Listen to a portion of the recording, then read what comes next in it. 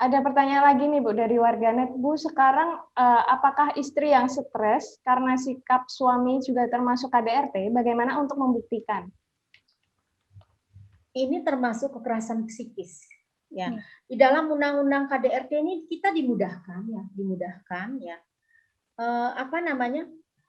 bahwa salah satu alat bukti yaitu saksi korban sendiri, ya, keterangan korban, misalnya keterangan korban istri sendiri, dengan suatu surat bukti atau alat bukti keterangan dari ahli bahwa dia ya mengalami kekerasan psikologis, ya itu misalnya keterangan dari psikiater.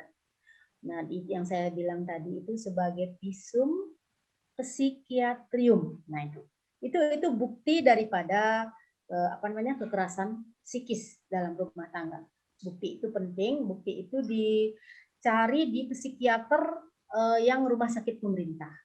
Yang rumah sakit pemerintah. Itu salah satu buktinya. Kemudian keterangan saksi korban aja bersama selembar alat bukti itu dengan syarat nanti di pemeriksaan bahwa dokter jiwa yang memeriksa itu menjadi saksi ahli dalam persidangan.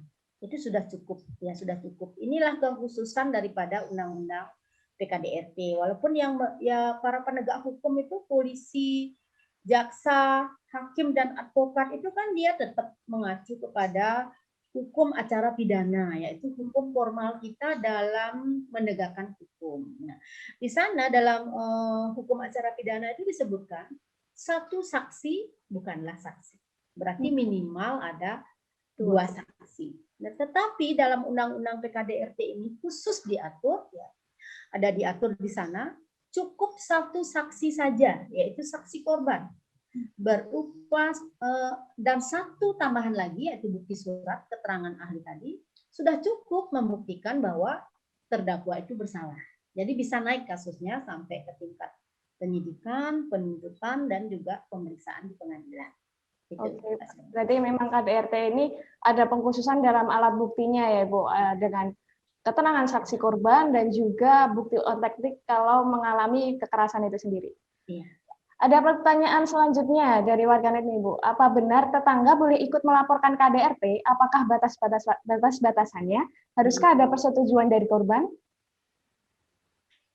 Dalam pasal 15 ya, dalam pasal 15 kalau saya tidak salah dalam undang-undang ini disebutkan bahwa setiap orang yang mendengar, melihat atau mengetahui terjadinya kekerasan dalam rumah tangga wajib melakukan upaya-upaya sesuai dengan batas kemampuannya. Pertama, mencegah. Ya, kedua, memberikan perlindungan. Ketiga, membantu proses pengajuan daripada penetapan perlindungan pengadilan. Jadi orang lain boleh melapor. Setiap orang justru wajib. Dalam undang-undang ini berkata wajib. Kalau wajib itu harus, ya. Terima kasih sudah nonton. Jangan lupa like, subscribe, dan share ya.